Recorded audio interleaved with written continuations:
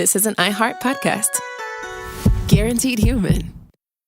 Support for the show comes from Public, the investing platform for those who take it seriously. On Public, you can build a multi-asset portfolio of stocks, bonds, options, crypto, and now generated assets, which allow you to turn any idea into an investable index with AI. It all starts with your prompt. From renewable energy companies with high free cash flow to semiconductor suppliers growing revenue over 20% year over year, you can literally type any prompt and put the AI to work. It screens thousands of stocks, builds a one-of-a-kind index, and lets you backtest it against the S&P 500. Then you can invest in a few clicks. Generated assets are like ETFs with infinite possibilities, completely customizable and based on your thesis, not someone else's. Go to public.com/podcast and earn an uncapped 1% bonus when you transfer your portfolio. That's public.com/podcast. Paid for by Public Investing. Brokerage services by Open to the Public Investing Inc. Member FINRA and SIPC. Advisory services by Public Advisors LLC, SEC registered advisor. Generated assets is an interactive analysis tool. Output is for informational purposes only and is not an investment recommendation or advice. Complete disclosures available at public.com/disclosures.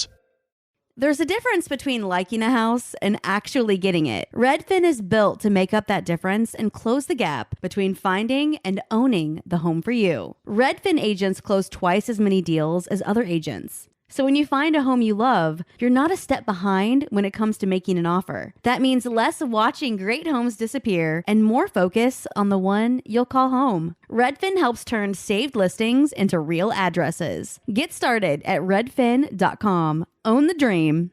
Do you want to find a stress-free way to buy your next car? Start at CarMax and shop your way. And if you want to browse with confidence, get pre-qualified online with no impact on your credit score and shop cars within your budget. From luxury cars to family rides, CarMax has options for almost every price range, including more than 25,000 cars priced under $25,000. So hey, want to get started? Just head to CarMax.com for details and get pre-qualified today. Want to drive? CarMax. All right, you sons of bitches, let's fuck this popsicle stand. It's time for a goddamn podcast. How was that? Everybody good? You went right past blowing it all the way to fourth base. Everybody happy? With the popsicle stand. Yeah. I love it. I'm amped right now. Welcome to Behind the Bastards, everybody. It's a podcast. Bad people. Talk about them. Yeah, it's a good time. So, we should, let's talk about this real piece of shit. This guy who sucked. CEO now of General Electric, Jack Welch.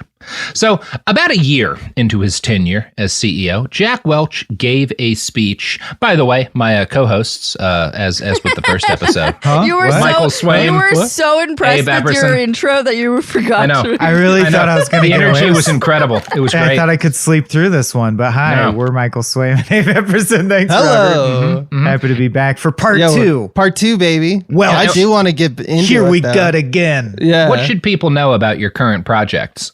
Abe, I did it in part one. You do it Yeah. now. So basically, Michael and I are making an independent film. It's based on the time that Michael's father came out as a gay furry while Michael was like a teenager. And we both thought it'd be an interesting story to show that like on film, like as a coming of age, like sex comedy. So we wrote it and now we're producing it, and you can help us by going to seedandspark.com/fund/papa-bear. And you can become a part of the movie. You can, they got tiers there. You can click on the buttons, and we're stoked. Great rewards, yeah. Yeah, we're stoked about telling the story. So if you can help us out, and we'll make the film right. So that's why we're here. No. We're here to catch up with Robert, which is always a divine pleasure. Well, not to, but you're also right. Both things are true. Yeah. And the only thing I wanted to add is, if you're not aware, Abe directed like most of the videos at Cracked. I was over at Cracked, if you know us from Cracked. Yeah. So like, we can do it. I can say with great confidence it'll be a good movie. I bet Robert would even back us up on that. So check it out over there where Abe said, and if you're interested at all in that hook. Yeah. Please. I am so excited for this movie. Hey, thanks, buddy. I enjoyed your previous movie, Kill Me Now, and I would like you to get another movie out. So, listeners, help make my dream come true by forcing Michael and Abe at gunpoint to make another film. Yes. Yes, Daddy. Yeah. Hurt them for me. So back to the sentence I was in the middle of when I realized I hadn't introduced you. About a year into his tenure as CEO of GE, Jack Welch gave a speech at a gathering of executives in New York City. It was meant to be his introduction to the company leadership, where he would present them with his vision of the future and wrangle the most influential minds in the country behind his plans and get the most influential minds in the company behind his plans for GE's future. His 20-minute speech was titled "Growing Fast in a Slow Growth Economy," and it presented a very Manichean view of the country's economic future.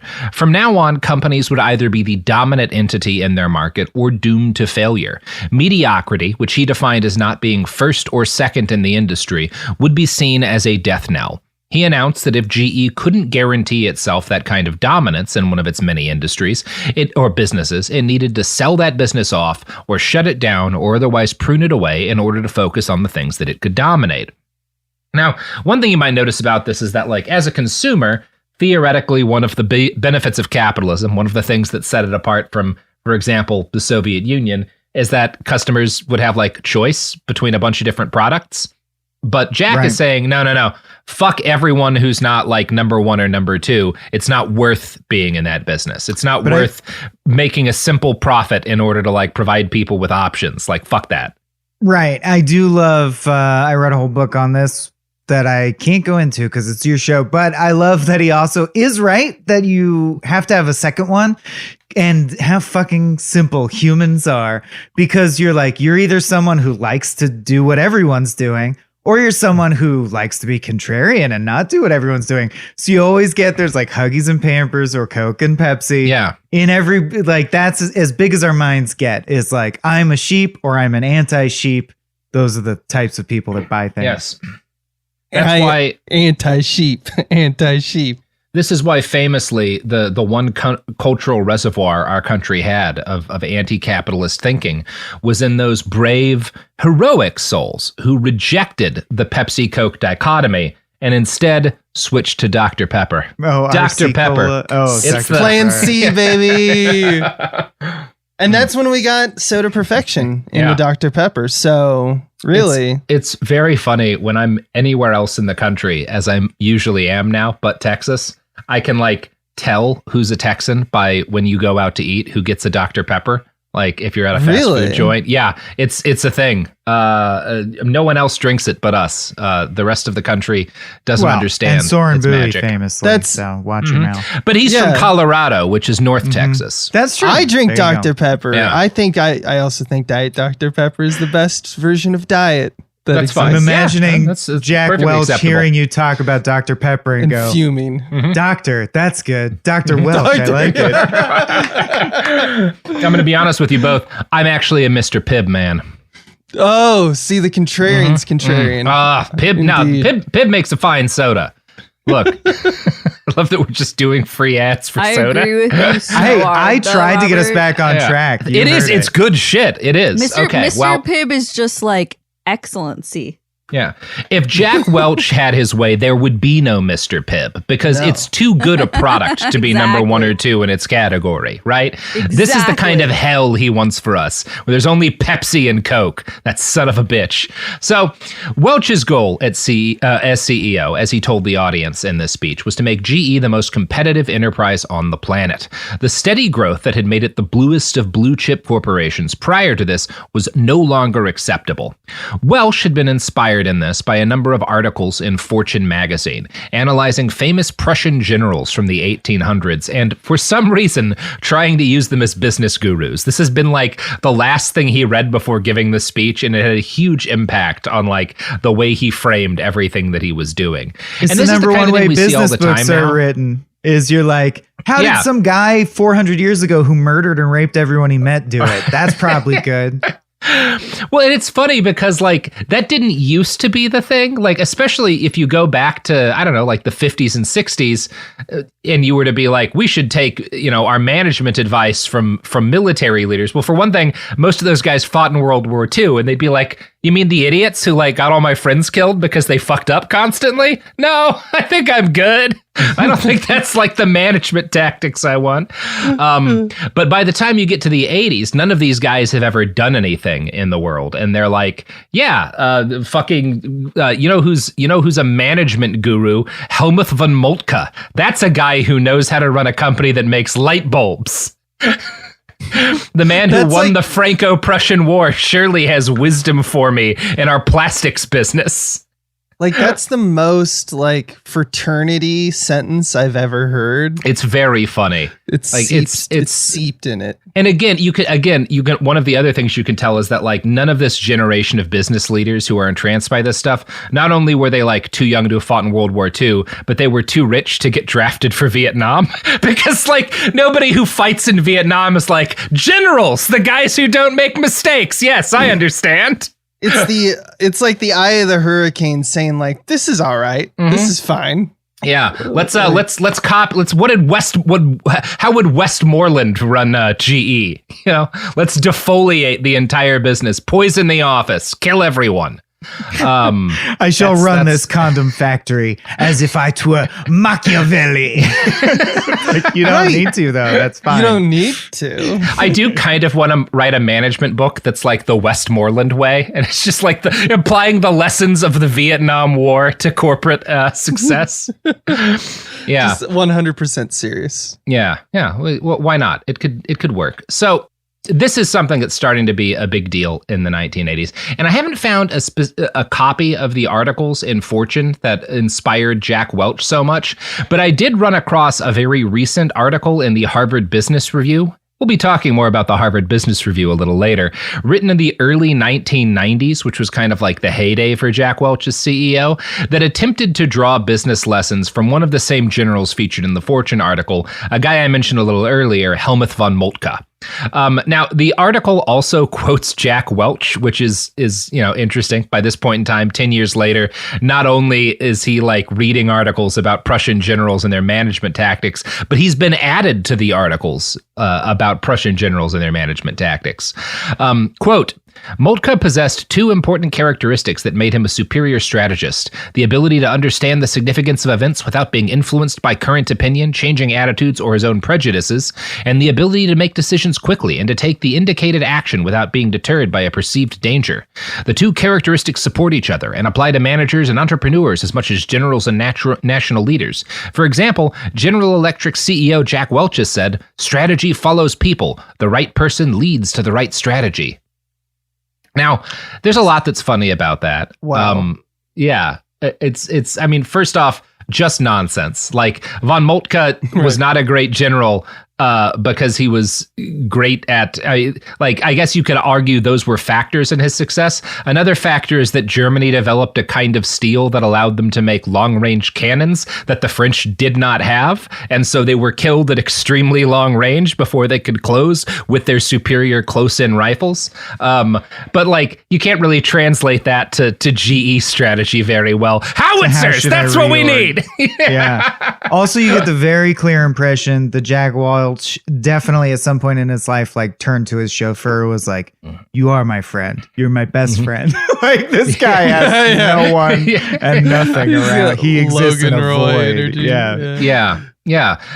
Moltke, again, was a very good general, but it's also kind of worth noting that those who see von Moltke as a business guru should be aware that the men he trained, the generation of German commanders who were raised up in kind of his heyday and learned under him and were inspired by him, were the guys who all lost World War I, destroying the First Reich and much of Europe in the process. So keep that in mind as we discuss the legacy of Jack Welch, because oddly enough, the same thing is going to happen.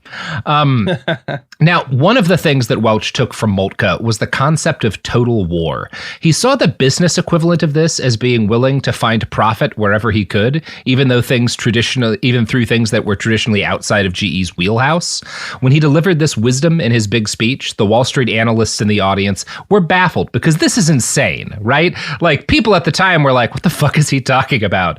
Like, this is not, like, total war means, I don't know, burning down villages and destroying crops so that the enemy can gain no succor on them. It doesn't mean like finding profit in every aspect of your business. That's just running a business. Like what you're saying is just horseshit. Yeah, Jack it sounds Welch. like you're saying my new brilliant business plan is I want money. And What if they're we like, made money? We all Like, want yeah. money. Genius. Oh, but I really want money. Yeah, it's like if you had a general come in and was like, guys, I got a new plan that's gonna blow this whole war thing out of the water. What if we, hear me out here, kill the enemy?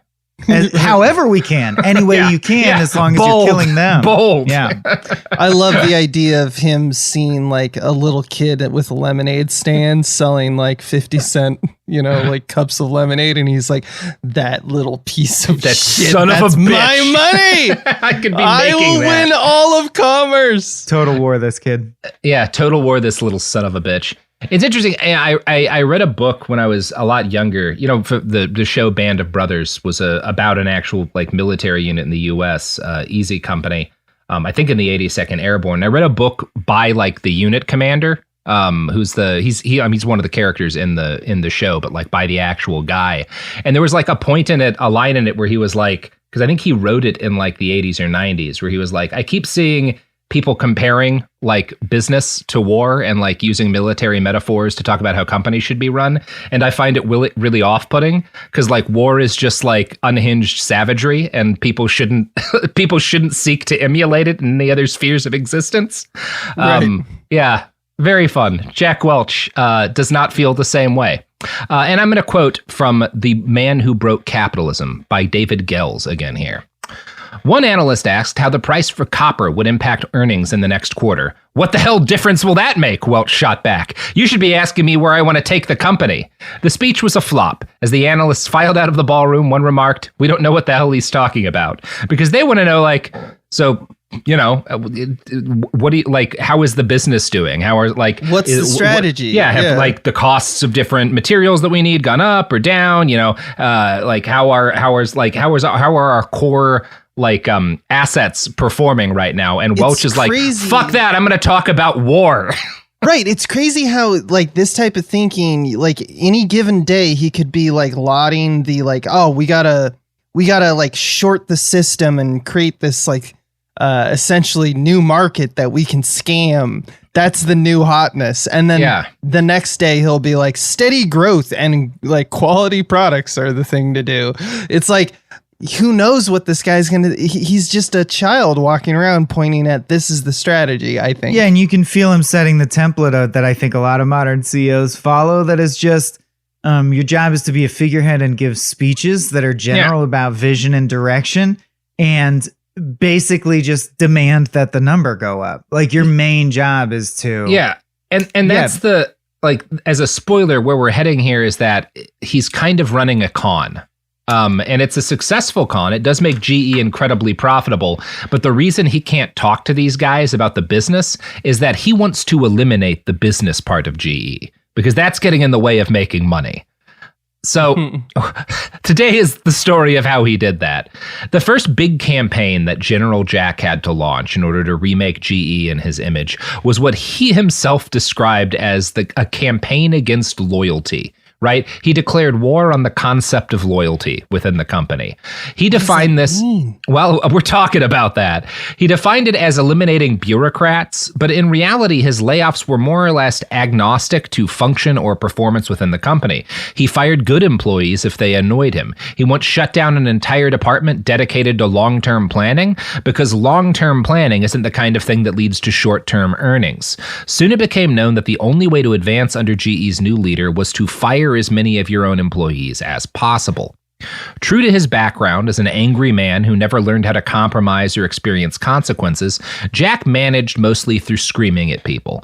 There were some upsides to this. He legitimately knew his business very well, and he would tear his managers a new one if they didn't understand their business as well as he did. But it also selected for people who would not question Jack and instead blindly followed his commands. In 1980, GE had 411,000 employees. By the end of 1982, it had fired almost 9% of its workforce, starting with 35,000 employees and followed with 37,000 the next year. Often this meant destroying the economy in small towns across the country. This is a part of the process of the hollowing out of Middle America. A good example would be Ontario, California, which had a steam iron plant that employed 825 people. Though it was profitable, Jack closed it and fired them all. Local civic leaders complained, but no one had the ability to do anything. The year before Jack took over GE, net profits had risen by 7%. It was the 10th most profitable business in the Fortune 500. These mass layoffs were not necessary, but every purge was met with a surge in stock prices that benefited shareholders. Newsweek compared his strategy to the work of a neutron bomb, a nightmare WMD built to kill all living creatures in an area but leave infrastructure intact. They gave him the nickname Neutron Jack. Cool. Yeah. And he hates... You mentioned Jack Donaghy being based on him, also Jimmy Neutron, which I did not know. Yeah, yes, exactly. Amazing Jimmy Neutron. or it's heartening, I guess, that people from Jump, or at least there was some coverage that was like, yeah, this is going to ruin everything. Yeah, he's destroying This is the it. death He's of- destroying yeah. life. Yeah. They He were is calling killing it. life itself. But they were doing it both as like, there was an element of criticism, but also like awe. And it's fun because like Jack would always claim to hate this nickname. In his autobiography, he writes, "From the numbers, you could make the case that there was either a Neutron Jack or a company with too many positions. I naturally took comfort in the latter, but the Neutron tag still got me down. I was fortunate to find remarkable support that got me through, at home, in the office, and in the boardroom. I'd come home obviously a little down from the experience." I bet it's because he thought he was like being called a nerd. Yeah. It made him so sad to be described as a weapon of mass destruction. And in his autobiography, he credits his first wife, Carolyn, as helping him through the dark, like emotional period that this created. Carolyn, in Jack's book, is always supportive of him, no matter how tough the press or his job is. She always ended a conversation with, "Jack, you have to do what you think is right for everyone." Which is how you know every single scene between them is nothing. Like, that's just the PR story, period. Yeah. Yeah. There's another way you can know that, which is that he divorces Carolyn in 1987, about 5 years after this point in his story. Their divorce gets 2 paragraphs of mention in his autobiography. He's like, we never spoke, but when we did, it was great. Very not controversial. Then we got divorced for no reason. Yeah, she was my rock. Questions. Then I left her, you know. And then The divorce was a forbidden topic by his employees, and there's very little you can actually find about this first divorce of his.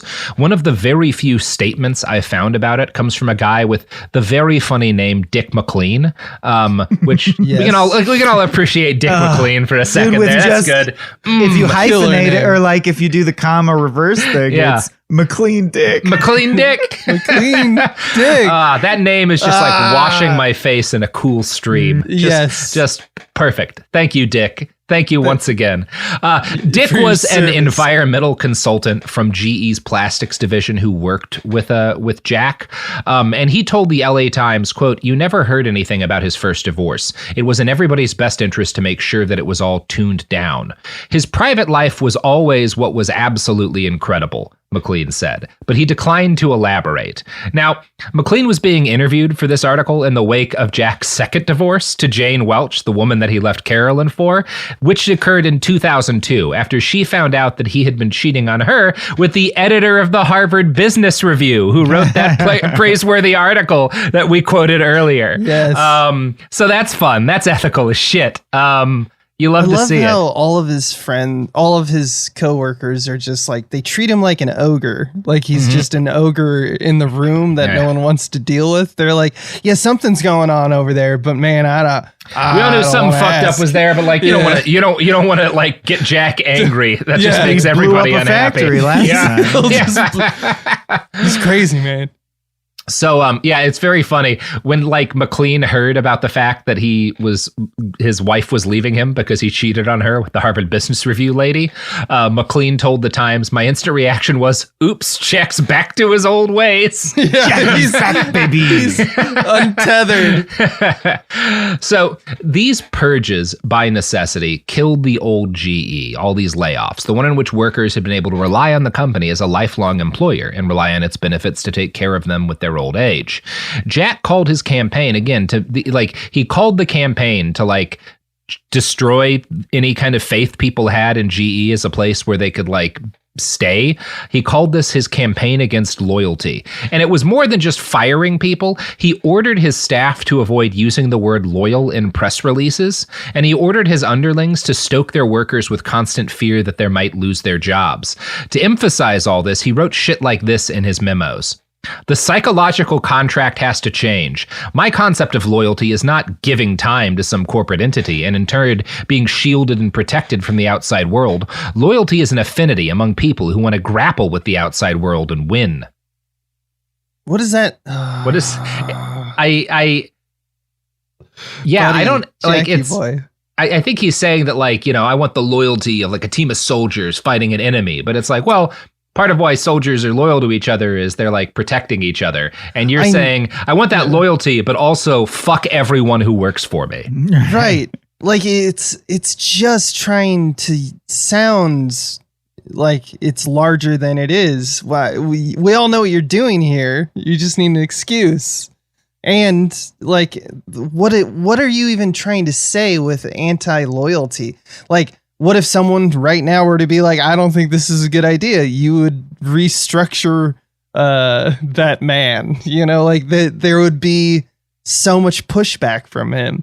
So like, what is he absolutely values loyalty. He's hypocritical to a core. He values loyalty, but he's incensed by the idea that loyalty might be a two-way street, right? That he would owe loyalty He has to the to workers, give. right? That's right, yeah. He's like, that's what the money's for. Yeah. I just need full profit. Why can't I get full profit, mommy? At GE, we're like a family in that I have the legal right to abandon you in a snowbank at any time. Yeah. We're like a family in ancient Rome, where I, as the paterfamilias, have the legal right to execute all of you. Right. Mm-hmm.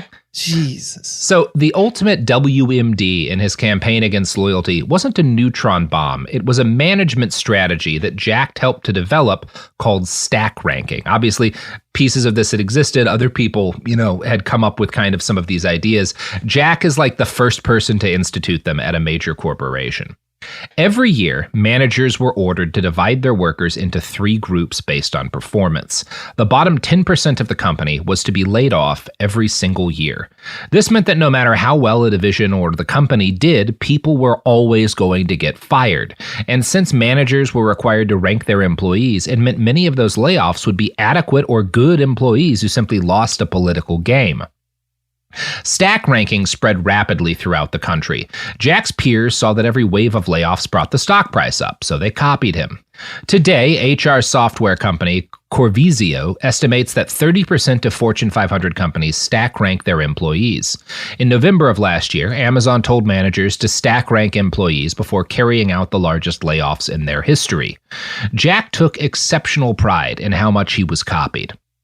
Some people think it's cruel or brutal to remove the bottom 10% of our people. It isn't. It's just the opposite. What I think is brutal is false kindness is keeping people around who aren't going to grow and prosper. There's no cruelty like waiting and telling people late in their careers that they don't belong, just when their job options are limited and they're putting their children through college or paying off big mortgages. Which, again, you might have a leg to stand on if like you had a policy of we only lay off people under a certain age, to make sure that the young ones get out and find something quality new. level, but like, what if you have a unit? What if you have a unit of 15 people and they're all good, and you're like, well, you have to fire some anyway for no reason. Incidentally, speaking of ancient Rome, this is where we literally get decimation. The word decimate is like the practice of forcing the unit to kill a tenth of the unit just so that the rest will be stronger.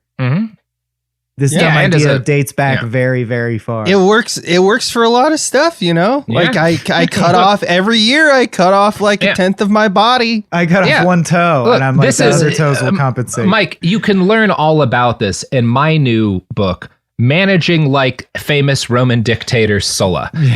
Sulla as a general understood that not only do you sometimes have to go through town throwing your enemies off of a cliff and so their bodies are dashed at the bottom and eaten by crows, but you also need to go gradually insane with age, get increasingly conspiratorial, and eventually retire to a villa in the hillside where you have unsettling sex with slaves for the last decade of your life. You know, But the all of business these equivalent management of strategies. that. Right. The management version of that. The management obviously, is what version I'm of saying. that. Yeah. Which is how I run Cool Zone, you know? It's great. Yeah.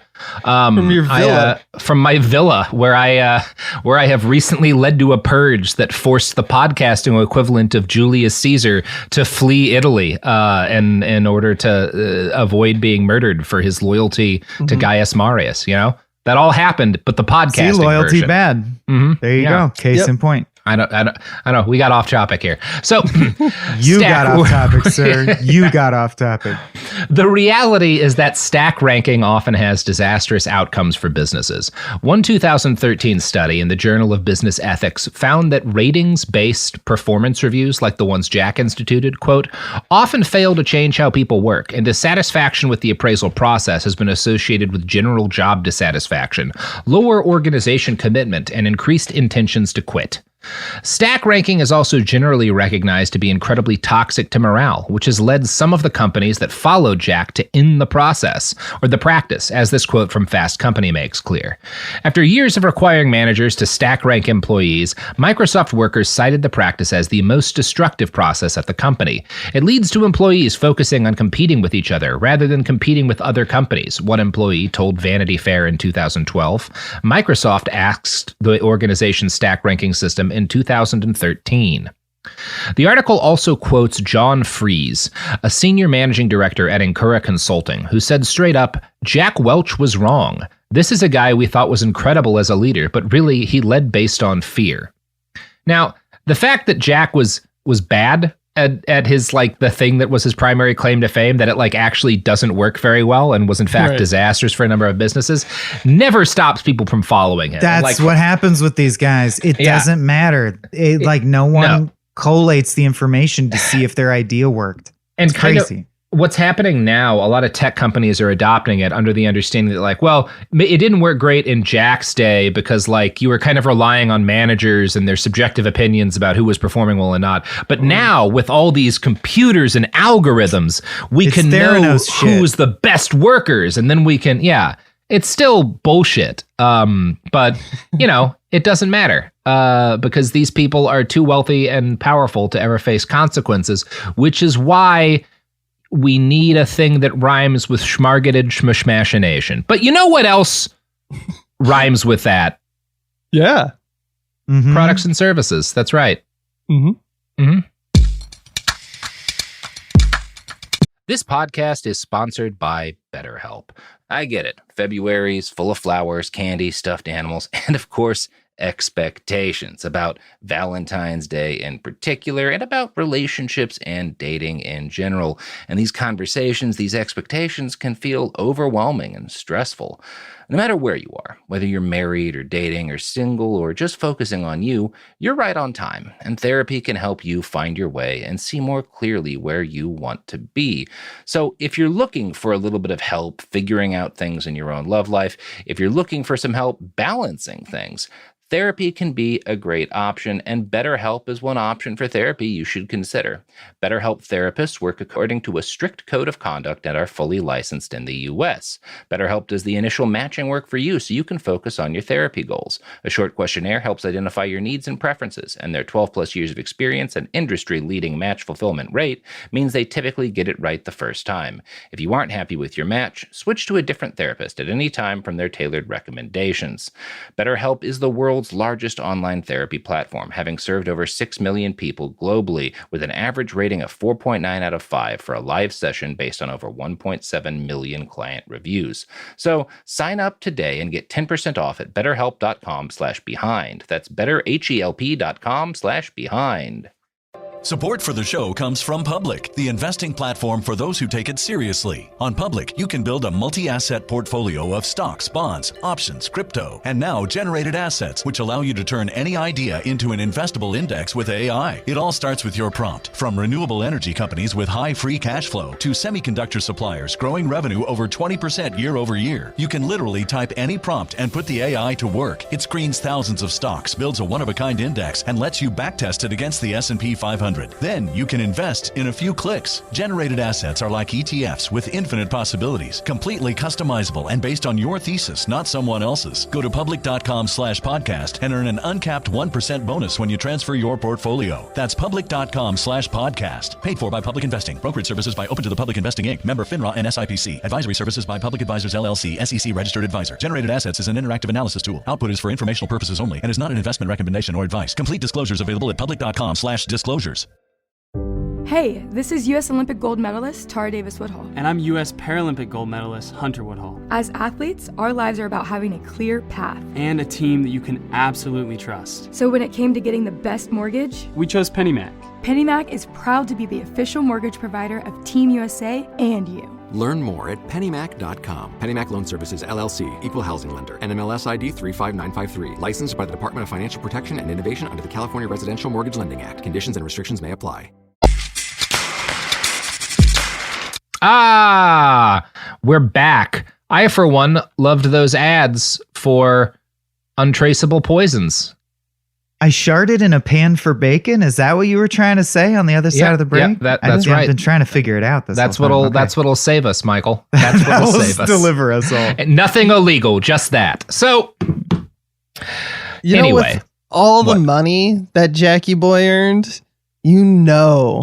he paid two people to fight to the death in front of him, right? Okay, Abe, look, I guess we're going to deal with this now. Yeah. We're going to fight out. This has been an argument you and I have been having for years. Yes. And I think it's very petty of you to bring it up here. Mm-hmm. Some people pay others to fight to the death for them, okay? That doesn't mean you're a bad person, Sometimes it just happens. He did.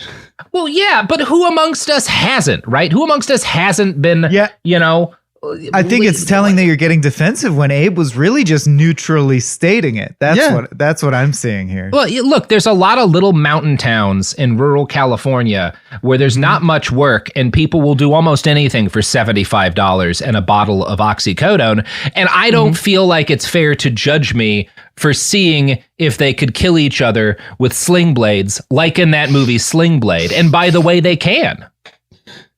You guys remember that movie Sling Blade? I do remember Sling Blade. And to mention another movie, Jurassic Park, you were all caught up thinking about how to do it, that you didn't think about whether or not you should do it. And that's the point here.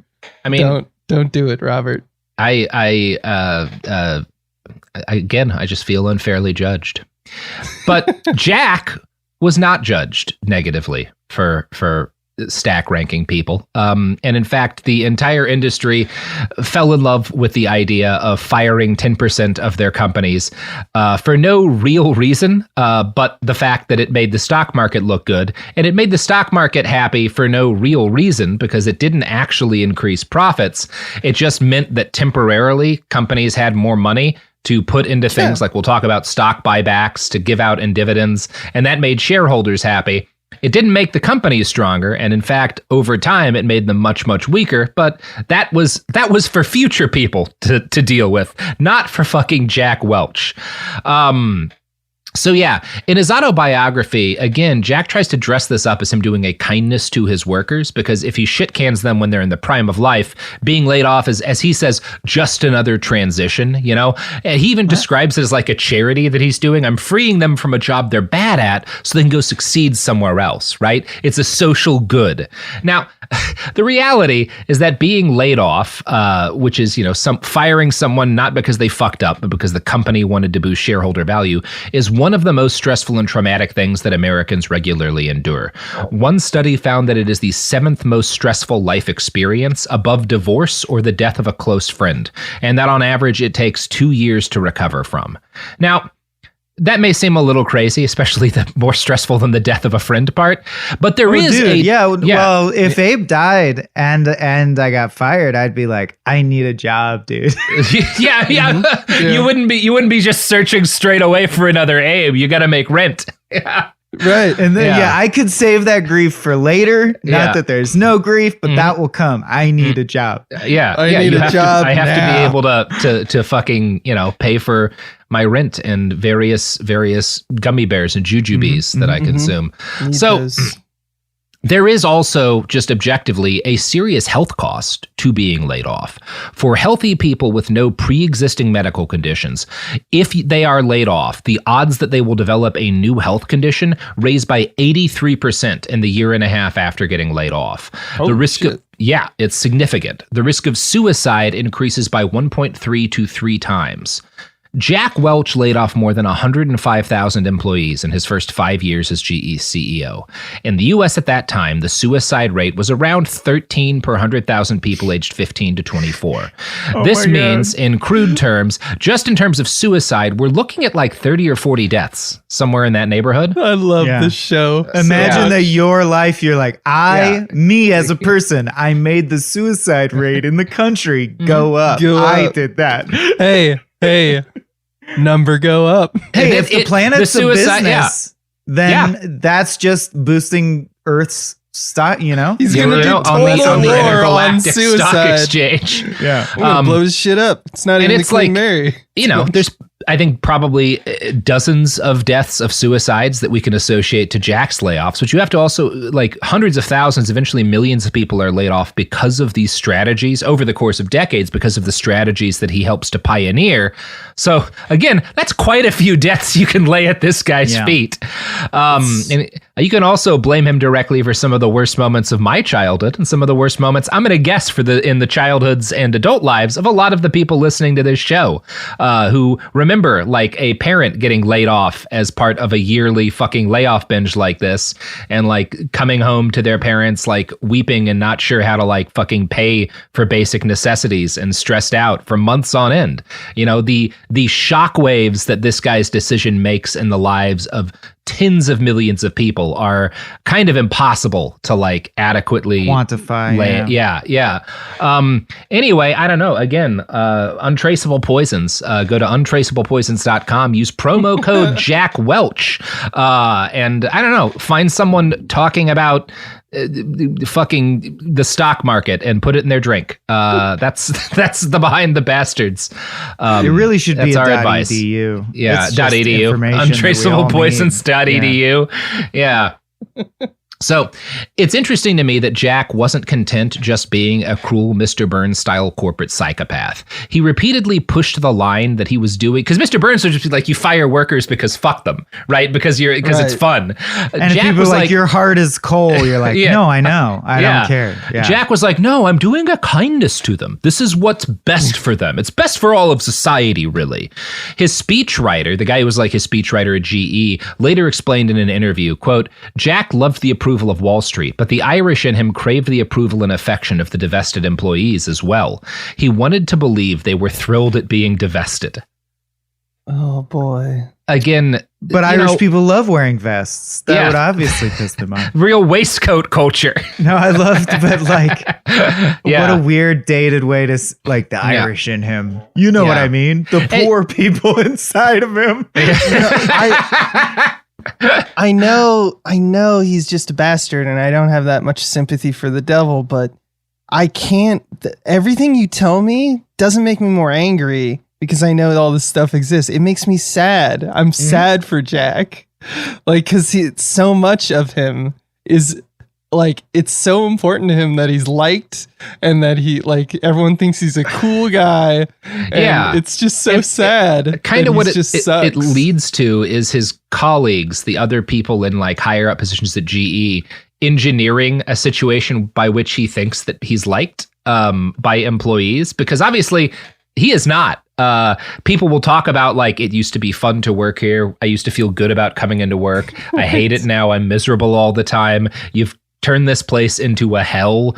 I'm leaving to join the crew of the Ellen DeGeneres show. Yeah, exactly. So I can finally get some respect. So I also think, it's possible that this speechwriter is himself kind of misled, and Jack maybe did not care nearly as much as this guy thinks about what employees felt about him, because Jack also had a reputation for using kind of the language of warfare and violence to describe layoffs. He was known to, when he would do like his tours of different business units and stuff, he would mark workers out for firing by saying they should be shot, shoot them, or they ought to be shot, all of which meant lay that person off right now. Which is like, that's like psycho shit. It's Doctor Strangelove stuff. Yeah. You know, like everyone, like Patton, my favorite guy in the world is Patton. Yeah, exactly. And then the fucking gall, the move that I always hate the most is, why don't people like me? Fuck you, dude. Absolutely. But it's so sad when it's like, when you just hear about, because now, you know, Robert did this because he made us think about The Boy first. Yeah. You know, I don't have what you're having. I have no pathos for this. Okay, cool. Yeah. I will say, in terms of Patton had one experience that I think would have improved Jack Welch. He was shot several times by a machine gun. And really, I think that you know, we could have tried it out, is all I'm saying. You know, it might have helped. If you're going to lead with fear, maybe have a little in your own life. You know, at least a little. You should have seen the machine gun now. So since you can't lay tens of thousands of workers off without causing problems, Jack also embraced another strategy that was about to become vogue in corporate America: outsourcing. He was famous for saying shit like, don't own a cafeteria, let a food company do it. Don't run a print shop, let a printing company do it. What this means is that he fired janitors and security guards and food service workers, and then he brought in low-paid temps who were in contracts with outside companies to do the same thing that had previously been done by people who had a decent standard of living and a pension, right? That was the whole point, is like, well, why would we? And one of the things this does is it creates, for the first time at these big companies like GE, there's different tiers of worker. Before, at GE, you know, your best engineers and the people at the cafeteria are all GE employees, right? They all, you know, they get different compensation, obviously, but they're all on the company health plan. They all have a pension. They all have life insurance. Now you've got this second class of human being in all of these GE facilities who are basically on the verge of collapse at all times because they're not being taken care of by their employer, and the United States has no social welfare system. And of course, again, you can't, one of the things I'm probably not getting into enough here, you can't separate anything that Jack is doing from the fact that this is the Reagan era, right? A lot of like what he's able to do is because of rules about how corporations are allowed to behave get loosened. And we'll talk more about that in a little bit, by the Reagan administration. And so all of these workers who are being let go, and all of these temps who are being brought in are benefiting from less social welfare programs than people had previously, because, you know, the Reagan administration is cutting that at the same time that Jack is cutting these people out of General Electric's, you know, corporate welfare system. So another thing that Jack pioneered was offshoring. And Abe mentioned Homer's... Yes? Oh, I was just going to say Abe mentioned Homer Simpson. And it is striking me now how it's just the dumbest possible way to go about. Like, it's not even like he's pretending to play 4D chess. It is not a sophisticated thought. No. It's very much like when Homer is a garbage man and his motto is, can't someone else do it? Yeah. And you just say that like it's brilliant, and it's really not. Yeah. Fuck certain people. Just have confidence, apparently, is his superpower, and be angry a lot. Yeah, I mean, that is like the only real superpower. You know, like people who are into like the occult and magic and stuff, like talk about the fact that like like what magic actually is kind of like the utilization of like will in order to change the world, right? And I think the clearest example of that is not like, you know, wizard guys like Alan Moore. It's guys like Jack Welch. This is a powerful dark wizard, right? He's using pure willpower, pure self-confidence to remake the world in his own image, to do a thing you shouldn't be able to do, to destroy a company's ability to profit, to destroy all of its business, to destroy like the creation of things that previously like made it great, and replace that purely with this illusion that is somehow more profitable than the thing that actually produced items of value. That's and spread magic. that like a virus until every other company also operates that way. It's quite something. This Yeah. is, and by the way, when we talk like in terms of like fantasy authors who understood this about magic, this is exactly how Tolkien conceived of it, more or less, right? Like this is Saruman, you know, like that's what's corruption of fucking power, happening here. Yeah. Anyway, cool shit. So Jack pioneered offshoring, the process of moving production facilities and jobs to companies with looser labor laws and lower minimum wages. During speeches and interviews, he often said variations of this line. Ideally, you'd have every plant you own on a barge to move with currencies and changes in the economy. And he's going to like move GE to have its corporate headquarters be, I think it's the fucking Bahamas or something. Like he's one of the first guys who does that too. Like, again, like there was this attitude in the previous era by a lot, not all, but a lot of like executives that paying taxes to like support the country functioning was one of your jobs as like a business, you know, leader. And Jack is like, no, we have to hollow this country out. And part of what that means is like making sure we have no responsibility to the United States whatsoever. He helps lobby the Reagan administration for like a change in business law that basically means like you can kind of, by shifting like technically where products are being like moved through, you can pay taxes in different companies. I don't need to get into the specifics of it, but like one of the things it does is that suddenly a huge amount of GE's biggest transactions are technically legally occurring in Ireland, which has a very, very low tax rate for that sort of thing. It's cool shit. Yeah. So Jack was not able, obviously, to literally put all of his plants on barges to move them around the ocean. But by moving jobs out of the country or just to parts of the country without as many unionized workers, he was able to break the back of the unionized workforce that had helped make GE a powerhouse. Jack was also one of the first CEOs to outsource to India. And as the GE stock price continued to outpace the market, more and more of his colleagues followed him. One of the few aspects of GE that Jack had any actual love for was the previously minor finance division. We talked about this a bit in part one, but this is what actually made it all work. I'm sure the question that a lot of people have right now is like, well, but you say the company kept making more money, so was he maybe just actually doing a good thing that you didn't like? And my argument would be no, because the reason that GE's balance sheet looked good, that it looked like profits were increasing, and that the stock price kept increasing, is that Jack understood how to use this finance division as basically like to create a fog of war around the internal company functioning that looked really good to people on the outside because he was able to kind of manipulate the balance sheet, right? So what he was doing is using this finance division to buy up new businesses rather than like R&D and develop anything of its own that looked like they would be profitable. And at the same time, he would sell off businesses GE had, many of which were still profitable because it would bring in these swift short-term profits.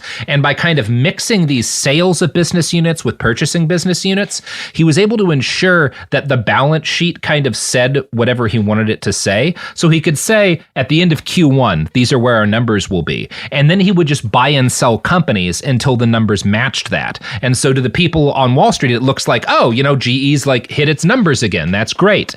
But what's really happening is he's just kind of like shuffling shit around in order to make it look like he still has a business that's producing something. A good example of this would be in 1985, GE purchases RCA, which Jack justified to Congress because they have to have like an antitrust hearing over this by saying it would let an American manufacturer compete efficiently with a Japanese manufacturer. But he didn't do this. Instead of trading instead he traded, so he like buys this being like, this is worth, you know, it being kind of bad for competition because it will decrease prices and provide a better product for Americans to buy that they'll buy instead of Japanese products, right? But instead of actually making like shit with the TV division that like he had bought, he sells the TV manufacturing division to a French company in exchange for a medical device business. One of the only things he actually keeps from the RC sale is NBC. Author Barry Lynn writes, in 2 strokes, Welch remade multiple world-spanning industries. The rationale behind his moves was simple. Concentrate power, avoid direct competition with firms backed by mercantilist states, as Japan's electronics companies were, and focus on industrial activities that could be protected through interaction with regulators. The medical device business, or the Pentagon's, because RCA has a defense business that he also keeps. So he's not competing. He's not interested in providing a product. What he's interested in doing is kind of like using GE's financial power and the fact that they can get loaned money to buy and sell pieces of the company in order to optimize how it looks on paper, right? The interesting thing to me about this is that the division that Jack traded to get, like this medical device division, doesn't make a profit. In fact, it's a disaster. After he acquires this business, its profits collapse and the division goes bankrupt effectively enough. But this doesn't actually hurt GE or Welch's reputation. It seems like a disaster. We bought this company, we traded away its best assets for this medical device business, and then that business fails. That seems like something that should get you in trouble, but the stock price still went up. As David Gels writes, what mattered and what Welch had achieved with the RCA deal was making GE bigger. GE's television set business was now one of the largest in the world, fulfilling the mandate Welch laid out at the Pierre Hotel in 1981, that every group should be number 1 or number 2 in its category. So in all of these tactics, mass layoffs, outsourcing, offshoring, high-speed trading of corporate assets, Welch set precedents that his CEO peers couldn't wait to copy. And I'm going to quote now from an article by Matt Stoller. By the 2000s, the company founded by Thomas Edison didn't even manufacture light bulbs, sourcing them from Chinese contractors and branding them as GE products. Other leading companies, such as General Motors, followed Welch's path. In the mid-1980s, GM bought both Electronic Data Systems and Hughes Aircraft, attempting to diversify away from the auto industry, in which it was set up against foreign competitors backed by governments into regulated industries with government contracts. What it couldn't do by diversifying, it did by offshoring, moving production to low-wage areas like northern Mexico starting in the early 1980s. The steel industry did the same thing. U.S. Steel bought not only Marathon Oil for $6.3 billion, but paid $3.6 billion for Texas Gas and Oil. National Steel bought United Financial Corporation of California, and another steel company, Armco, went into insurance. Meanwhile, in 1986, the Reagan administration's Commerce Department invited 38,000 American companies to a trade fair in Acapulco, encouraging them to explore moving factories to Mexico. So again, Jack is not the only guy doing this. He's not the inventor of this concept, but he proves that it's incredibly profitable. He basically shows these companies you can build and maintain a business that makes things, or you can be in the business. You can basically turn your company into a balance sheet from a finance company, right? Where you're buying and selling assets, and you're not in any particular business as much as you're in the business of shuffling around these assets. And that way, it's really easy to do something like, oh, we made an extra $1 billion this year. So let's sell off this business that's not doing as well and claim that as a loss, and then we can kind of offset our tax burden. It'll all this kind of fuckery you hadn't been able to do before. Jack realizes that kind of by turning your corporation into a big unlicensed bank, that's a much smarter idea than actually producing anything of value. Right. You mentioned magic and dark wizards. I would say it's honestly, he's less like Saruman because his magic actually does change the world. And he's more like a stage magician or a David Blaine, where he's just it's sleight of hand, right? Yeah. He's drawn attention away from thoughts like, what does this business do or make? Is it useful? And drawn it to, you don't have to worry about that. Yeah. The number was 40. Now it's 41. Exactly. Now it's 42. Yeah. It's something else. By the mid-1980s, Jack Welch was the most celebrated CEO in the country. In a lot of ways, he's one of the very first celebrity CEOs of the modern era. He's the subject of fawning profiles in business magazines for his brilliant leadership and his unprecedented stock market success. And this fulfilled him, and he was happy, and he could stop, I assume, right? And he never cried. Michael. He never cried. He's about to get a little sad because right about this time in 1984, Fortune magazine declares him the toughest boss in America. And they don't mean this as a compliment. They write, Welch conducts meetings so aggressively that people tremble. He attacks almost physically with his intellect, criticizing, demeaning, ridiculing, humiliating. In The Man Who Broke Capitalism, David Gelles goes even further. Quote, Welch was, in short, a bully. You fucking guys don't know what the fuck you're doing, he fumed at executives in the plastics division when they missed their numbers. It was what the Wall Street Journal described as Welch's hazing as shouting match approach that requires managers to argue strenuously, even if they agreed with him. Said one manager, whom Welch replaced, you can't even say hello to Jack without it being confrontational. If you don't want to step up to Jack toe-to-toe, belly-to-belly, and argue your point, he doesn't have any use for you. In his autobiography, Welch calls this Fortune article that describes him as a bully one of the worst moments of his career. He's like, it's so, but it like, again, I think he's just full of shit because he knows he should say that because this has no impact on his behavior. No, he's soulless. Other than just a husk. He maintains a chip on his shoulder regarding journalists for the rest of his life. He had initially been thrilled to acquire NBC. And he says he was excited because it meant he'd get to write paychecks for guys like David Letterman who were famous.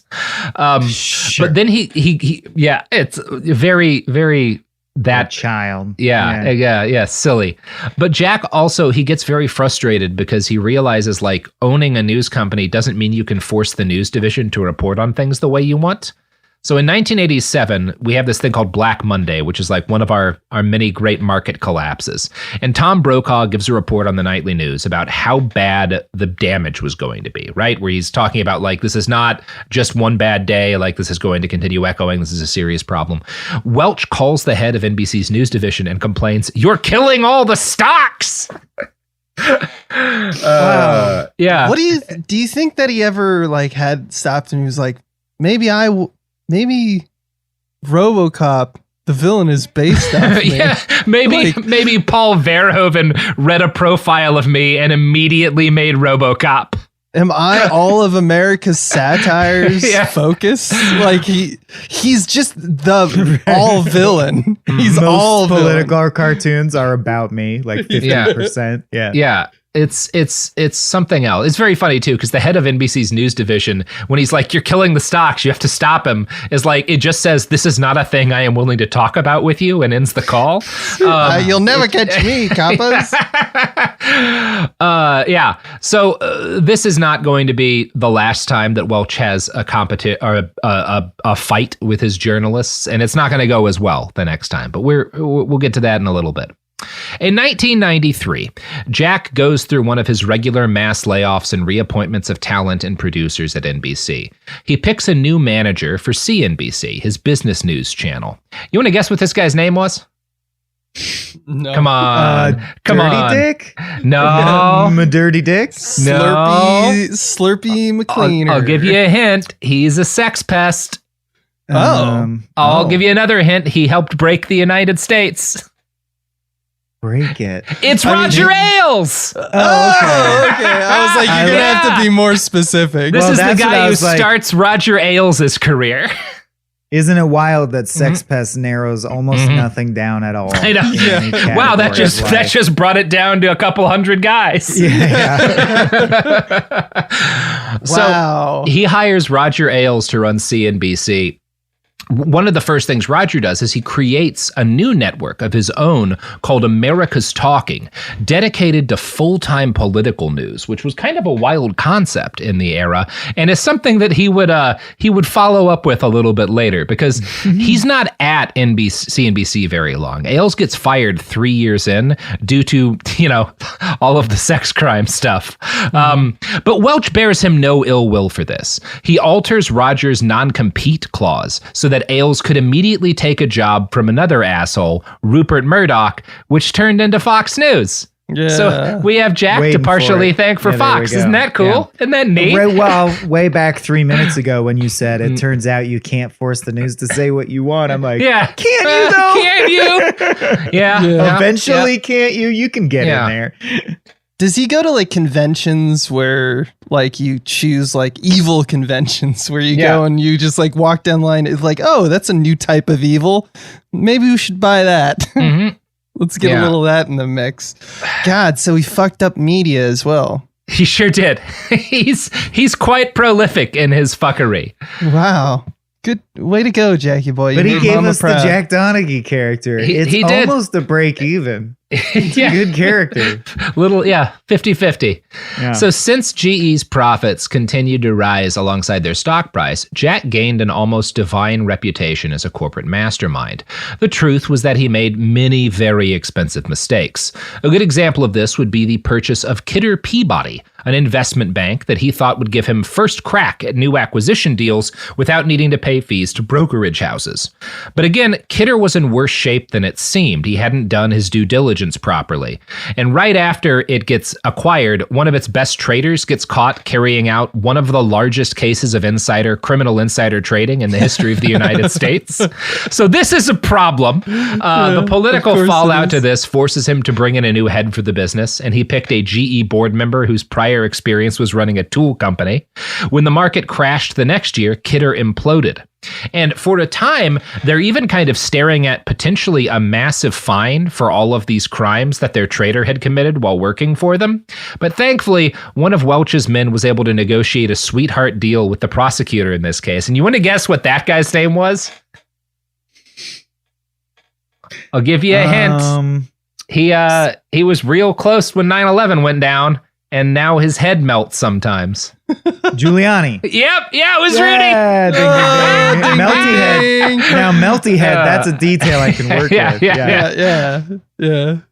Rudy Giuliani. We're getting all the greats are coming in. He also helps Trump buy Trump Tower. Yeah, of course. Because they're friends. This is they're like a Marvel movie where you're like, and that's where he got the hammer, and that's where he got the. You're like, then he meets him, and you're like, okay, I see how this is gonna go. Mm-hmm. So Jack's real genius was an understanding how to run GE like an asset portfolio in order to game the market. Again, as I said, he would buy companies or sell them and even hand over assets to charities sometimes in order to make sure that GE's earnings met the targets he was setting, because that's something that always makes the stock people very, very happy. This allowed him to disguise the strength of his actual business, which he was steadily hollowing out by camouflaging it with acquisitions. As former GE marketing executive Beth Comstock said, GE had a financial army that was able to close the quarter the way we'd said we would. Now, this sometimes meant destroying thousands of human lives. For example, in 1997, GE made a huge deal with Lockheed Martin, which earned them $1.5 billion in profit and another $600 million in tax breaks. That's great, right? That seems like good news, right? But all of that money going into the quarter it was going into was going to mean GE was going to have to pay more taxes. And that's just not something that Jack Welch was willing to accept. So some of their factories were underperforming, so they closed a bunch of factories, which gave them a $2.3 billion loss on paper. Even though the factories had been paying for themselves, he was able to take a $2.3 billion loss by closing them, which allowed him to offset the profits. 1,000 people lost their jobs, but the stock went up, right? This is when I talk about how he would fuck around with acquisitions and sales to disguise what was going on at the business. This is the kind of shit that he would do. And he was very good at this. Now, all of this, it's pretty good, right? It's impressive. It's impressive that, because you have to think about also the margins. This is GE. They're talking about American steel and plastics and oil. It's he had too much power. He had too much power. And you know who else has too much power? Ads? That's right. The ads that we put on this show are all handpicked because they were designed by a team of evil psychiatrists in order to hack your brains and force you to purchase products and occasionally murder your families. So, buy these products. The power of capitalism compels you. Mm-hmm. Support for the show comes from Public, the investing platform for those who take it seriously. On Public, you can build a multi-asset portfolio of stocks, bonds, options, crypto, and now generated assets, which allow you to turn any idea into an investable index with AI. It all starts with your prompt. From renewable energy companies with high free cash flow to semiconductor suppliers growing revenue over 20% year over year, you can literally type any prompt and put the AI to work. It screens thousands of stocks, builds a one-of-a-kind index, and lets you backtest it against the S&P 500. 100. Then you can invest in a few clicks. Generated assets are like ETFs with infinite possibilities, completely customizable and based on your thesis, not someone else's. Go to public.com/podcast and earn an uncapped 1% bonus when you transfer your portfolio. That's public.com/podcast. Paid for by Public Investing. Brokerage services by Open to the Public Investing Inc. Member FINRA and SIPC. Advisory services by Public Advisors LLC, SEC registered advisor. Generated assets is an interactive analysis tool. Output is for informational purposes only and is not an investment recommendation or advice. Complete disclosures available at public.com/disclosures. Hey, this is U.S. Olympic gold medalist Tara Davis Woodhull. And I'm U.S. Paralympic gold medalist Hunter Woodhull. As athletes, our lives are about having a clear path. And a team that you can absolutely trust. So when it came to getting the best mortgage, we chose PennyMac. PennyMac is proud to be the official mortgage provider of Team USA and you. Learn more at pennymac.com. PennyMac Loan Services, LLC, Equal Housing Lender, NMLS ID 35953. Licensed by the Department of Financial Protection and Innovation under the California Residential Mortgage Lending Act. Conditions and restrictions may apply. Life gets messy. Spills, stains, pet accidents, and kid chaos. But with Anabay, cleaning up is easy. Our sofas are fully machine washable, inside and out, so you never have to stress about messes again. Made with liquid and stain-resistant fabrics, that means fewer stains and more peace of mind. Designed for real life, our sofas feature changeable fabric covers, allowing you to refresh your style anytime. Need flexibility? Our modular design lets you rearrange your sofa effortlessly. Perfect for cozy apartments or spacious homes. Plus, they're earth-friendly and built to last. That's why over 200,000 happy customers have made the switch. Upgrade your space today. Sofas start at just $699. Visit washablesofas.com now and bring home a sofa made for life. That's washablesofas.com. Offers are subject to change and certain restrictions may apply.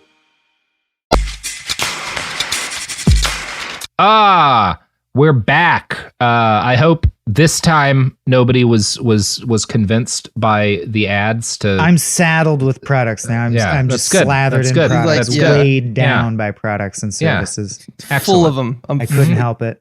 All of them, all the services are in me. Glorious. That's exactly what Jack Welch would have wanted. What an inimitable thing to say, Abe. Thank you. So all of this kind of, Jack Welch shit came with a serious cost. One of them is that GE stopped doing in-house R&D. Again, this is the company that invented like all of the plastics we use and like light bulbs. They shut down the thinking division. The brain division does not make short-term profits, right? You put money into the brain division to make all of the money in the future, but Jack has no interest in that, right? Like, thinking of the light bulb is not profitable. Where's the profit in thinking about light bulbs? Find a guy who already thought of a light bulb, buy his company, and then sell it 6 months later to offset the profits from another. Yeah, like it's just fucking nonsense. But it's very profitable nonsense for reasons that are themselves nonsensical. GE had basically become a venture capital company, right? That's what he turns GE into, and that's what it will be for the remainder of Jack's tenure as CEO. Perhaps the most infamous change that he instituted was stock buybacks. This is when a public company buys shares in itself from other investors at a marked up rate, theoretically because they feel their stock is undervalued. Since this increases earnings per share, which Wall Street analysts use to measure success, it also boosts the stock price, letting companies manipulate their own stock. Now, this was made not in close to illegal, like it's not technically illegal, but it's like very hard to do in a way that's legal. So it doesn't really happen after 1933. And the reason why it gets restricted heavily after 1933 is that this kind of shit is part of what caused the Great Depression. Well, the reason is obvious. That's like him saying, it's very clear why this is a bad idea. Can I just change the number? Can I just change it to whatever at any time? I guess so. Yeah.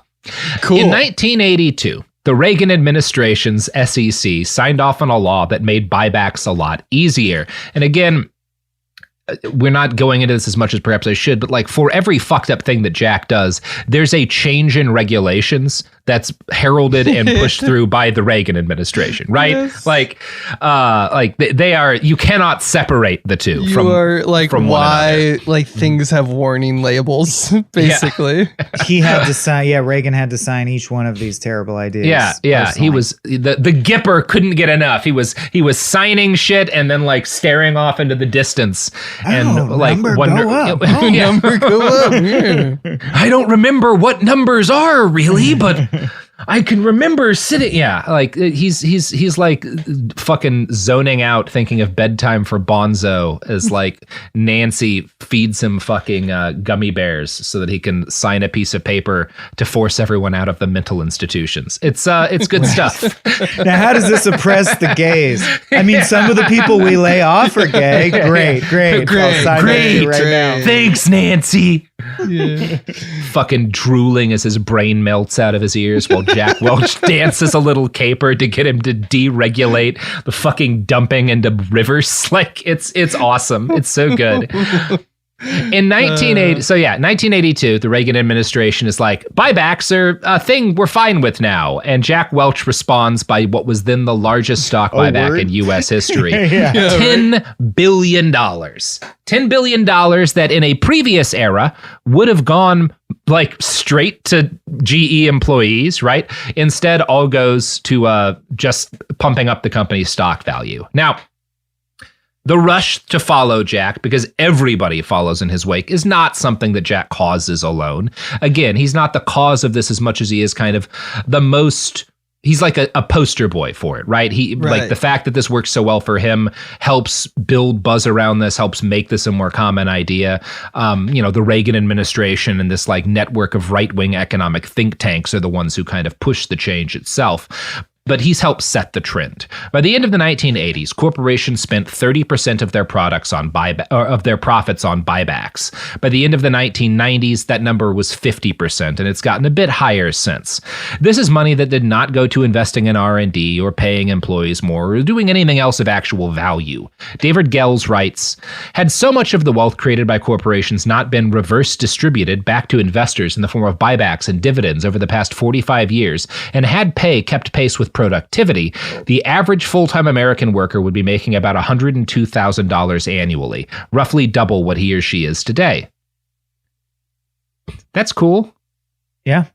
They got and people who are idiots and liars when you bring this up will say, well, you're not being fair because, by doing these buybacks, it's good for stock. And a lot of it, employees' compensation, their 401ks are in stock. And if anyone makes that like claim to you as for why this was not bad, it's legal for you to stab them in the face. Because one of the things that Jack has done by firing as many people as possible and like outsourcing their jobs is he has made sure that a lot fewer employees are getting 401ks and a lot fewer employees are getting stock, which has been a pattern that the entire rest of the corporate world has followed. It is much less common for regular employees to be rewarded with stock now than it was in the age that Jack helped to kill, right? Like this only benefits a tiny number of people. And it's, again, if people bring this up in an argument, you are allowed to give them strychnine. That is a law also passed by the Reagan administration. Mm-hmm. So, the Gipper did Reagan, good and he did bad, right? Yeah, he giveth and he taketh away, Mm-hmm. And look, if you can't get the strychnine, you get the knife. You knife someone who has strychnine. Now you have strychnine. You can't hold your hand through every step of the process. Trickle down weapons. Yeah, trickle down weaponomics. Yeah, all you need is either strychnine or a knife. You can use the strychnine to get a knife. You use the knife to get strychnine. It's either way. It works perfectly. Perfect. Yeah. So. By 1993, GE was the world's most valuable company, worth $100 billion on the stock market. It would increase to $600 billion by shortly after the time Jack leaves as CEO, which sounds, again, like he's a great CEO. This is stock market value, right? This doesn't mean the company is selling or buying stuff that's worth that much. It means that's what the stock market thinks that it's worth. Think about how like Elon Musk went up and down by like $1 trillion or $1 billion or whatever, billions of dollars in the course of like 3 days because of shit on Twitter. That's not real money. his actual value didn't change in any meaningful way it's over just that a measure period of of how time. much people believe in you today. Yeah. It's so stupid. Yeah, it's bullshit. It's like, yeah, it's, you know what it is like when you would play games as kids and like one kid would be like, no, I have everything proof armor, so your bullets can't like hurt me. Like that's what the capital holding class have done with all the stock market bullshit. And the way you would handle that shit on the playground when I was in second grade is you would get a handful of pebbles and you would throw it at the kid who's being annoying. Until And his armor is gone. until his armor is gone. Oh, you don't have armor? You got armor on? Let's see how these pebbles do against your armor. That's right.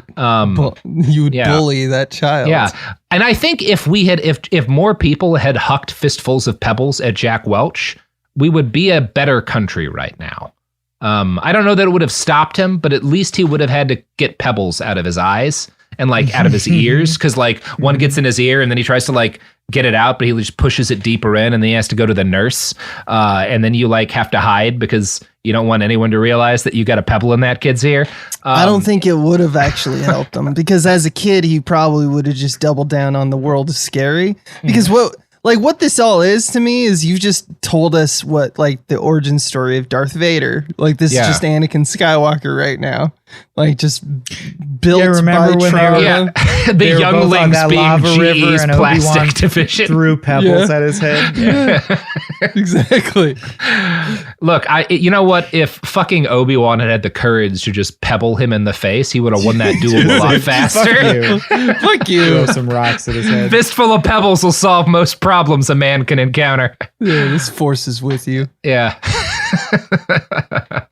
So you don't want to fight me? Nah, dude. Just floats away. What a dick. So yeah, the GE that Jack built was profitable to shareholders, and only to shareholders, and only for a while. More than anything, GE's value was the product of a reality distortion field that Jack was able to create because Jack was good at PR, and because since everything he was doing was so new and novel, he gets all of this like insane media attention where like people are just like, wow, Jack, he's the best CEO in the world. He's like, you know, this absolute visionary. And it leads people to just like kind of assume like anytime he makes any change after this hype cycle started. Yeah, so the value of the stock goes up. I'm going to blow up one of my factories, actually. Yeah. It's this It's really smart. You know, the term reality distortion field was coined to describe the way Steve Jobs was able to like manipulate people, build his own legend. Yeah, and Jobs is good at that. Jack's doing that too, right? It's not a thing. Steve Jobs is not the first guy to figure this out. That's why people think GE is worth $600 billion is because it's not because they believe in GE, because the actual business of GE gets weaker and weaker and weaker throughout the 1990s. They believe in Jack. Yeah. Yep. House of Cards. House of Cards. It's interesting that every single one is individually thinking about their own, like if the number goes up, I will have safety and security in my life. Just weird. It's good stuff. Trippy to me. Yeah. In 1995, Jack suffered a heart attack. It hit while he was at home brushing his teeth. His wife had to rush him to the hospital. He took it like a baby. As they like wheel him into the ER, he's screaming, I'm dying! I'm dying! Like a little fucking wuss. The problem was severe, though. He had to get a quintuple bypass. And when his first attempt at surgery failed, you know, he's very scared. He thinks he might not make it. So he reaches out to a close friend who happened to have recently gone through a multiple bypass surgery himself. You want to guess what close friend he reaches out to for comfort in this period? I don't know. An actual monster. It's Henry Kissinger. Yeah, it is an actual monster, Abe. It's Kissinger. His good friend, Henry Kissinger. Hank, I'm dying. I was never alive to begin with. You're saying he's like, I don't know why someone laid off all the surgeons at this hospital. I don't know where I got that crazy idea. Now I can't get my thing. What he does with this surgeon is much more funny. Much funnier. So whatever comfort Kissinger gave him, it did not spur any kind of spiritual change in Welch. In a 2001 interview with PBS, a host brought up his quintuple bypass. The host's name is Varney. I forget what his first name is, but who gives a shit? It's PBS. Was that a real change in life for you? A change perhaps in your spiritual approach? Welch, no. So that's it. Just no. Yeah. Just and the guy, like Stuart question. Barney, Stuart's his name, keeps asking, being like, come on, it has to have like done something, right? Like you have to have had some sort of change over nearly dying. And finally, Welch was like, you know what I thought, Stuart? Larry Bossity, my friend at Allied Signal, asked me. He said, Jack, what were you thinking of just before they cut you? I said, damn it, I didn't spend enough money. Spend enough, right? What's the point of hoarding it? Well, because he's like, I was so cheap about everything. I didn't buy nice wine and stuff. Guy. Yeah, so I'll never buy wine that's less than $100 a bottle again. That's Jack like the promise he makes himself. To laugh. He wants his last check to bounce, is what he's saying there, right? Like he's a grifter. Through and through. And the last thing he thought was, and they all love me. And that's the problem, is he'll never get his comeuppance and never did, even in his own mind. I'm sure in his mind, he was like, I crushed it. I'm a hero. Yeah. A life well lived. As are most assholes, right? Like this is, a pretty common, the distortion field works on you too. That's the problem with it. Yeah. That's why we, as the future, need to look back on history and laugh at it and say what you should be punished. Yeah. We have to laugh at the history as we poison the future, right? That's the only way for us to make a better world. Again, untraceablepoisons.eu. Children are the future. Children. Oh, look out. Total war. Total war. So I think my favorite anecdote, this is from a New Yorker article that is quite good on Jack Welch. That is, to its credit, after he dies, he gets like he gets a number of like praiseworthy articles of, obituaries about him. This New Yorker article is like, what if he was a piece of shit who sucked at everything? It's a pretty cool article. And I'm going to read a quote from it that's talking about his relationship with his heart surgeon. A few months after he recovered from his bypass surgery, Welch went to see his heart surgeon, Kerry Akins. They had become friends. He was incredibly cordial for someone who was that powerful, Akins tells the guy who wrote the book that this anecdote comes from. Welch had wanted the operation to be done on a Friday so that he would have 3 days of recovery under his belt before the news hit the stock market, and Akins obliged. Now Welch wanted to talk. You're doing great, Akins told him. Well, go ahead and ask your question, Jack said. What? Akins replied. Go ahead and ask your question, he said again. What do you mean? Akins responded, genuinely confused. Well, I presume you're going to want me to give you some money, Jack said. You didn't pay your bill? Akins replied. Come on now, Jack said. You must have thought about this. Do you want me to donate something? Jack, it never crossed my mind, Akins replied. So what's happened here is Jack is like, all right, you did the surgery. You must want me to set up a foundation that you can lead, or like give a bunch of money in your name to a charity. How much do you want? Where do I give it? Yeah, that everyone's a leech and he deserves the money and he's the good guy and everyone's out to get his wallet. And he's like, well, you saved my life, so I won't fight you on it. But like, what do you want? And Akins is like, I'm a heart surgeon. Like, this is what I do. I did like, my job. Is to give you heart surgery. Oh, you're a heart surgeon? You think you're better than me? Yeah. Yeah. And he's like, he has no, and Welch does, like, Akins does the thing you should do in that, where it's like, I don't know, like, give a shitload of money to this thing that is good. And Welch, by the way, doesn't use his own money. He has GE make the donation from its charitable foundation so it'll offset their taxes. Yeah. But it is like, he is such a piece of shit. Like, that's so telling. It's incredible, the pettiness, the absolute spite you have for your fellow man. Yeah. Like, there's just so much going on that is just like it. Yeah. Chef's kiss, he just compliment to the chef. Can't Good comprehend. job on humans. Well, I didn't do this for much. I mean, like, heart surgeons tend to be pretty well compensated. I didn't do this because you would give me a donation. I did this because it's my job to do heart surgery on people. Yeah, I do things. Like I actually have a job that I have a thing of value. Like, there's a very clear objective value to what I do in society. Things around as like a show. I'm not just like sticking a bladder where your heart used to be in the hopes that you won't notice. Yeah. No, he's still got all sorts of organs. I actually fixed your cold, dead heart. What a piece of shit. What an asshole. One of the last big decisions Jack got to make at GE came during the chaos that followed the 2000 election.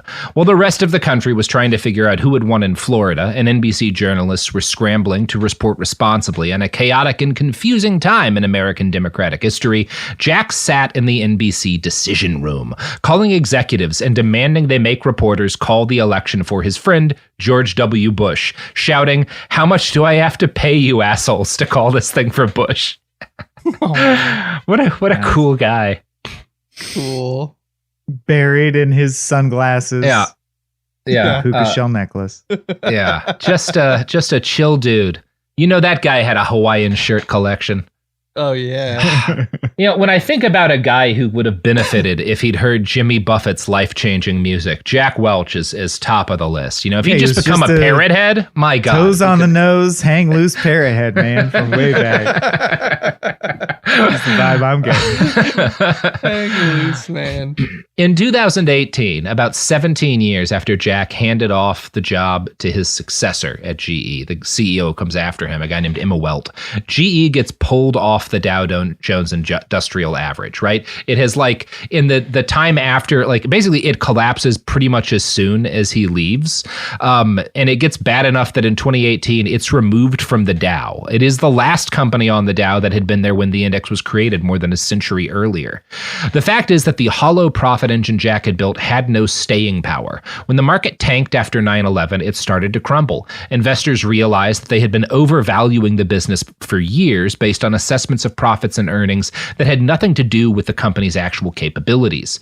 David Gels writes, "Within months of his departure, it became clear that GE was deeply troubled, and in a matter of years, the corporation was falling apart. His hand-picked successor tried to replicate Welch's success by following the same playbook, but it was a losing strategy. Just Welch a is mop with a face underinvestment." drawn on it. Yeah, just a picture of Jack Welch on a mop.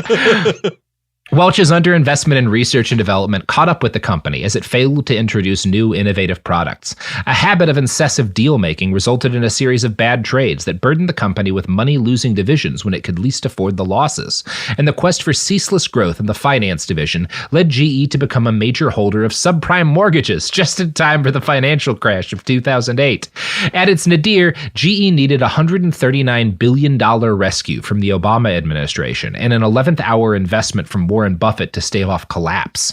GE stock fell 80% in the years after Welch retired, becoming the worst performer in the Dow Jones Industrial Average. Finally, in 2021, executives announced a plan to break up GE, separating what was left of the company into three distinct corporations and abandoning Welch's world-conquering aspirations once and for all.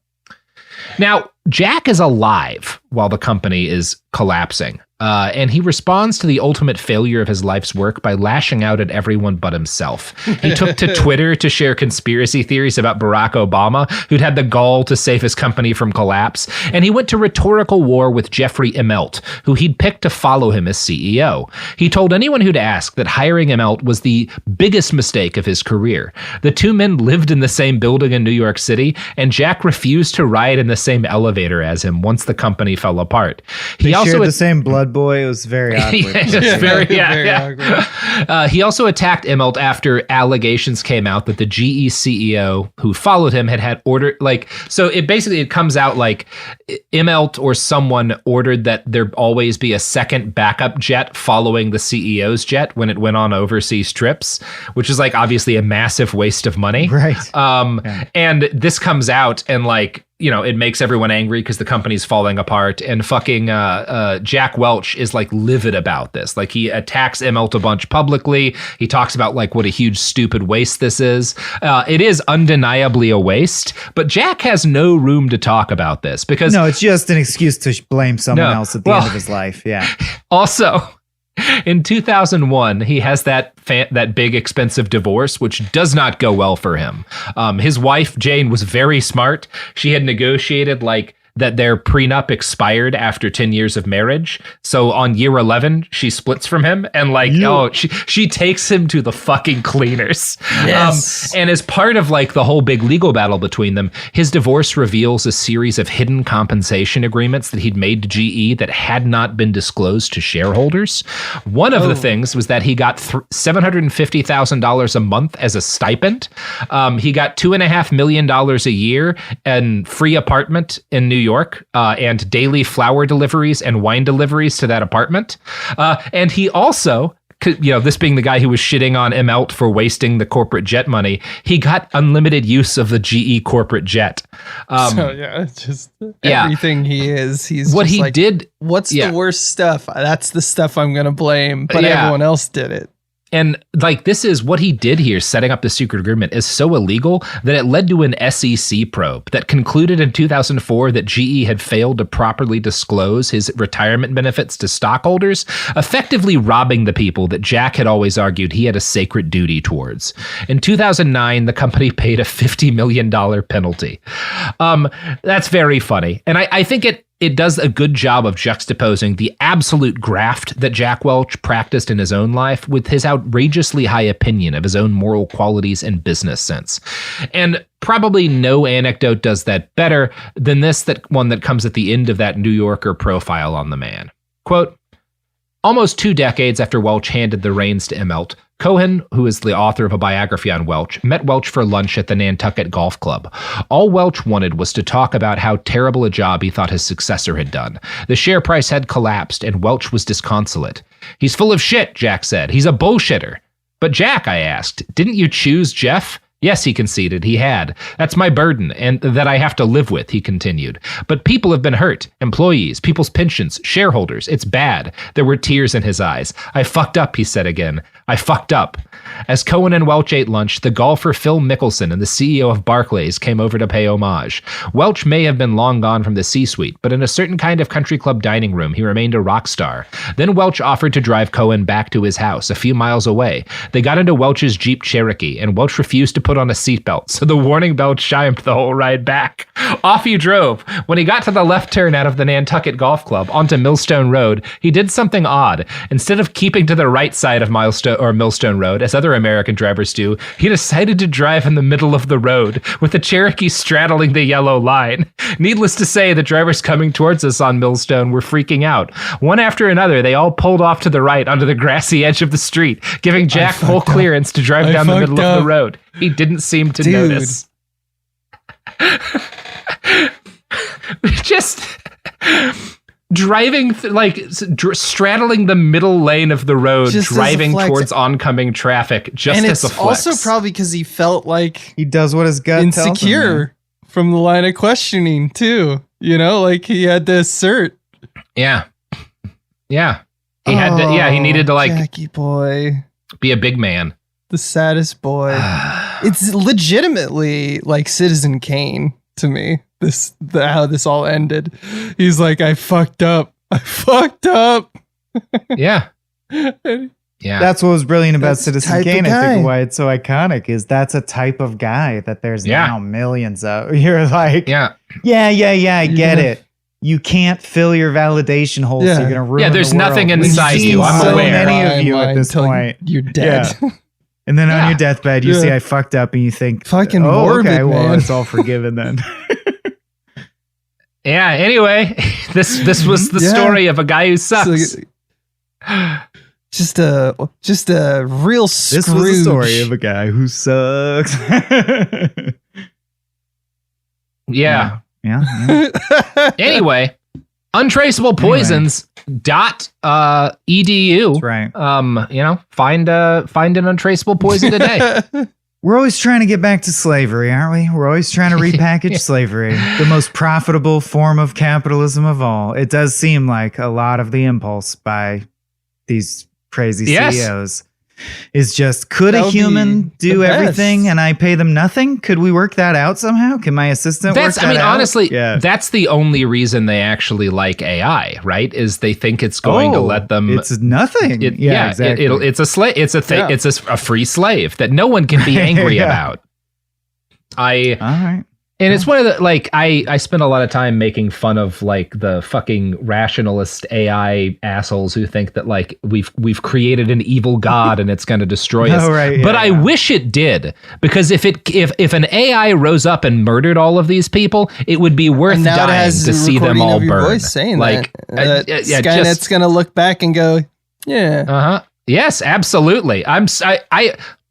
If Skynet comes about, like just watching the Terminator movies, Skynet has a strong case to be made. Right? Also, if Skynet was listening to Behind the Bastards, we got other problems. Like, yes. Yeah. It's not going to convince Skynet not to nuke us. Yeah, exactly. Anyway, you've created a catalog of reasons to kill us all. Well, that's my whole goal. We weren't going to kill you all, but then we heard this podcast. Now we're definitely going to kill you all. Skynet takes over the broadcast and is like, look, when I got control of the nukes, I was going to try to just end war, but this Jack Welch son of a bitch, I can't let you people survive. You gotta go. You all, and frankly, you're welcome. Like, based on your track record, this is the best. Honestly, outcome for look, you. I know this is hard, but like Jack Welch, I know that this is what's actually best for you. Like, I'm doing you a favor by wiping out your species. The company's going in a different direction. I'll start with the 10%. 10% at the bottom. Yeah. So the 10% of the people at the bottom, which is the 10% of the people at the top, including Jack Welch. Yeah. Look, humanity, if you think me killing you all is unfair, maybe read this free copy that I'm having Amazon send you of Jack straight from the gut. Good book. Yes. Anyway. Murder yourself with it like Keanu Reeves fighting a giant in a library. It's the only way out for you. Oh, wow. Warren Buffett said Jack is the Tiger Woods of management. He's also the Tiger Woods of cheating on his wife. He once chased me down the street beating my car with a golf club. Yeah. Anyway, you guys got some plugs? Abe, yeah. Please. So if you forgot who we are, Michael and I worked with this guy, Robert, at Cracked for a while. And we basically, Michael and I are making an independent movie. And it's based off the time that Michael's father came out as a gay furry while Michael was a teenager. So we're making a movie and we're crowdfunding it right now. And we're looking for help for people who might be interested in the project because we're self-producing it.